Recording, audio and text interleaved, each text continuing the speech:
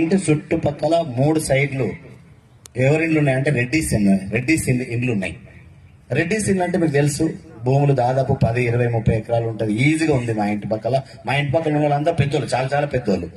ఎందుకో మరి మా ఇల్లు ఆ ఇండ్ల మధ్యలో ఎందుకుందో నాకు తెలియదు, కానీ అట్లా నేను చిన్నప్పటి నుంచే డ్రీమర్ అయిపోయా. సో మా లైఫ్ కూడా ఇట్లా ఉండాలని కొంచెం బాగా చదువుకున్నా. సో నాకు తెలివి వచ్చినప్పటికే డబ్బు వాల్యూ అనేది అర్థమైపోయింది. 6th క్లాస్ నుంచే డబ్బులు సంపాదించడం స్టార్ట్ చేసిన. ఇక్కడ కాదు, సో మా ఊరు వచ్చేసి మంచాల. నేను ఇక్కడ 6వ 7వ తరగతిలో ఇక్కడ రామోజీ ఫిలిం సిటీలో సెంటరింగ్ పని చేసేది. నా ఏజ్ వచ్చేసి 11-12 సంవత్సరాలు.